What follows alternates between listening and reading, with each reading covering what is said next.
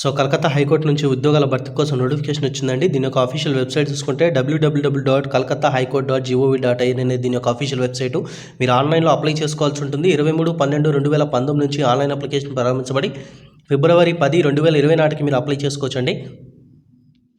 Hi friends, high court నుంచి మనకి ఒక నోటిఫికేషన్ రిలీజ్ చేయడం జరిగింది. లోయర్ డివిజన్ క్లర్క్, అదేవిధంగా గ్రూప్ డి నైట్ గార్డ్ ఉద్యోగాల భర్తీ కోసం నోటిఫికేషన్ అయితే రిలీజ్ చేయడం జరిగింది. లోయర్ డివిజన్ క్లర్క్ వచ్చరికి గ్రూప్ సి ఉద్యోగాలండి. ఇందులో మనకు శాలరీ చూసుకున్నట్లయితే మనకు 25,200 రూపాయలు జీతం ఇవ్వడం జరిగింది. దాంతోపాటుగా 2,600 రూపాయలు అనేది మీకు గ్రేడ్ పే అనేది ఇవ్వడం జరుగుతుంది. టోటల్గా 15 వేకెన్సీలు ఇచ్చారు. ఓపెన్ కేటగిరీలో 3 ఇచ్చారు. సో మళ్ళీ గ్రూప్ డి ఉద్యోగాలు చూసుకుంటే నేను ఓపెన్ కేటగిరీ వేకెన్సీ గురించి ఎందుకు చెప్తున్నానంటే మీకు తర్వాత అర్థమవుతుంది. వీడియో కొంచెం ముందుకెళ్ళిన తర్వాత గ్రూప్ డి ఉద్యోగాలు వచ్చినంత మనకు 16,200 రూపాయలు అనేది మీకు శాలరీ ఇస్తారు. దాంతోపాటుగా గ్రేడ్ పే 1,700 రూపాయలు అనేది ఇవ్వడం జరుగుతుంది. టోటల్గా 13 ఖాళీలు ఇచ్చారండి. ఓపెన్ కేటగిరీ వాళ్ళకు 2 ఖాళీలు ఇచ్చారు. నైట్ గార్డ్ ఉద్యోగాలు వచ్చేసరికి మనకు 16,200 రూపాయలు శాలరీ ప్లస్ గ్రేడ్ పే 1,700 రూపాయలు ఇచ్చారు. ఓపెన్ కేటగిరీలో 1 పోస్ట్ ఇచ్చారు. టోటల్గా 2 ఖాళీలు ఇవ్వడం జరిగిందనమాట. సో ఇది కలకత్తా హైకోర్టు నుంచి రిలీజ్ చేయబడినటువంటి నోటిఫికేషన్. అదర్ స్టేట్స్ నుంచి అప్లై చేసే వాళ్ళందరూ కూడా ఓపెన్ కేటగిరీకి రావడం జరుగుతుంది. సో వాళ్ళకి ఎటువంటి రిజర్వేషన్ అయితే వర్తించదండి. సో కాబట్టి ఓపెన్ కేటగిరీలో ఉన్నటువంటి ఉద్యోగాలకు మాత్రం అప్లై చేయాల్సి ఉంటుంది. ఈ యొక్క ఇంగ్లీష్ స్టెనోగ్రఫర్ ఉద్యోగాలకు అప్లై చేసేటువంటి వాళ్ళకైతే ఒక పోస్ట్ అయితే ఇవ్వడం జరిగింది ఓపెన్ కేటగిరీలో. కాకపోతే స్టెనోగ్రఫీ అనేది వచ్చిన వాళ్ళు మాత్రమే అప్లై చేయాల్సి ఉంటుందండి. సో కాబట్టి నేను ఆ యొక్క పోస్ట్ గురించి అయితే చెప్పట్లేను. ఏజ్ విషయం వచ్చరికి 18 నుంచి 40 సంవత్సరాల మధ్యలో వారి పోస్టులకు అప్లై చేయొచ్చు. 1/1/2019 నాటికి ఏజ్ అనేది చూడడం జరుగుతుంది. సో వీళ్ళు ఓపెన్ కేటగిరీ కిందకి వస్తారు కాబట్టి తెలంగాణ, ఏపీ 2 రాష్ట్రాల వాళ్ళు కూడా ఓపెన్ కేటగిరీ కిందకి వస్తారు కాబట్టి సో మిగతా రిజర్వ్డ్ క్యాండిడేట్స్కి వచ్చేటువంటి ఏజ్ రిలాక్సేషన్ గురించి నేను ఈ వీడియోలో మీకు చెప్పట్లేదండి. సో మనకు వీటికి సంబంధించిన క్వాలిఫికేషన్ ఒకసారి చూసుకొని సెలక్షన్ చూసుకుందాం. ఇక మనకు గ్రూప్ డి నైట్ గార్డ్ ఉద్యోగాలకు 8th క్లాస్ పాస్ అయితే చాలండి. ఈ పోస్టులకు అప్లై చేసుకోవచ్చు. ఏదైనా గుర్తింపు పొందిన స్కూల్ నుంచి 8th క్లాస్ సర్టిఫికేట్ ఉన్నట్లయితే అప్లై చేసుకోవచ్చు అండి. ఈ యొక్క నైట్ గార్డ్ ఉద్యోగాలకు మాత్రం కేవలం మేల్ క్యాండిడేట్స్ మాత్రం అప్లై చేసుకోవాల్సి ఉంటుంది.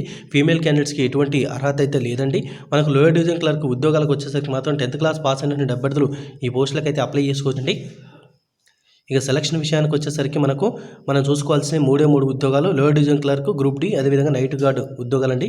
లోయర్ డివిజన్ క్లర్క్ వచ్చేసరికి స్టేజ్ 1 ఉంటుంది, స్టేజ్ 2 ఉంటుంది. సెలక్షన్ ప్రాసెస్లో స్టేజ్ 1లో 100 ప్రశ్నలు అయితే రావడం జరుగుతుంది. 1 మార్క్ రైట్ ఆన్సర్ ఇచ్చేంత 1 మార్క్ ఇస్తారు. రాంగ్ ఆన్సర్ ఇస్తే 1 మార్క్ అనేది కట్ చేయడం జరుగుతుంది. సో మీకు వచ్చేసి సిలబస్ చూసుకుంటే English, general knowledge, current affairs, simple arithmetic కలిసి ఈ యొక్క ప్రశ్నపత్రం అయితే రావడం జరుగుతుంది. 90 మినిట్స్ టైం లిమిట్ అనేది ఇవ్వడం జరుగుతుంది. ఈ యొక్క ప్రశ్నపత్రం వచ్చేసరికి ఇంగ్లీష్ లాంగ్వేజ్లో ఉంటుంది ఫ్రెండ్స్. ఇందులో వచ్చినటువంటి మార్కుల ఆధారితంగా స్టేజ్ 2 అనేది పిలవడం జరుగుతుంది. ఈ స్టేజ్ 2 మళ్ళీ సెక్షన్ ఏ, సెక్షన్ బి అని 2 సెక్షన్లుగా కండక్ట్ చేయడం జరుగుతుంది. సో ఇది వచ్చేసరికి మనకు సబ్జెక్టివ్ టైప్ అనమాట. సెక్షన్ ఏ వచ్చేసరికి ఇంగ్లీష్కి వచ్చి 50 మార్కులు అండ్ సెక్షన్ బి వచ్చేసరికి మీరు బెంగాలీ కానీ, హిందీ కానీ, నేపాల్లో కానీ రాయాల్సి ఉంటుంది. సో ఇది 50 మార్కులు కండక్ట్ చేయడం జరుగుతుంది. ఈ యొక్క స్టేజ్లో వచ్చిన మార్కుల ఆధారితంగా personality test and computer operation test అనేది పిలవడం జరుగుతుంది. సో ఇది వచ్చేసరికి 30 మార్కులు కండక్ట్ చేయడం జరుగుతుంది. ఫైనల్గా మెరిట్ లిస్ట్ వచ్చేసరికి మీకు స్టేజ్ 2 అదేవిధంగా personality test and computer operation టెస్ట్లో వచ్చిన మార్కుల ఆధారితంగా ఎంపిక అనేది చేసుకోవడం జరుగుతుందండి. దీనికి వచ్చిన సిలబస్ స్టేజ్ 2కి వచ్చే సిలబస్ వచ్చేసరికి వెస్ట్ బెంగాల్ బోర్డు వారి సెకండరీ ఎగ్జామినేషన్ అంటే 10th క్లాస్ సిలబస్ నుంచి రావడం జరుగుతుందన్నమాట. ఇక గ్రూప్ డి ఉద్యోగాలకు వచ్చేసరికి రాత పరీక్ష 50 మార్కులు కండక్ట్ చేయడం జరుగుతుంది. 50 ప్రశ్నలు రావడం జరుగుతుంది. ప్రతి కరెక్ట్ ఆన్సర్కి 1 మార్క్ ఇస్తారు. రాంగ్ ఆన్సర్ ఇచ్చినా కానీ 1 మార్క్ అనేది కట్ చేయడం జరుగుతుంది అండి.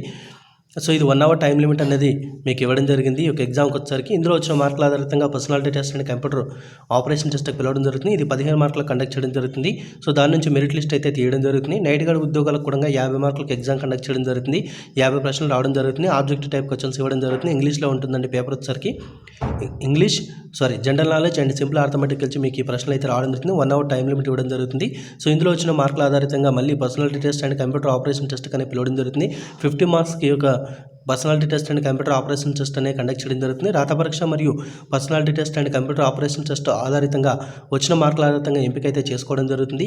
ఇక మీరు అప్లై చేసుకోదగ్గ ఉద్యోగాలు చూసుకుంటే లోయర్ డివిజన్ క్లర్క్ ఉద్యోగాలకు 300 రూపాయలు ఫీ చెల్లించాల్సి ఉంటుంది. గ్రూప్ డి నైట్ గార్డ్ ఉద్యోగాలు కనుక అప్లై చేస్తే 200 రూపాయలు అయితే ఫీ చెల్లించాల్సి ఉంటుంది. సో మీకు పేమెంట్ వచ్చేసరికి ఆన్లైన్లో చేయాల్సి ఉంటుందండి.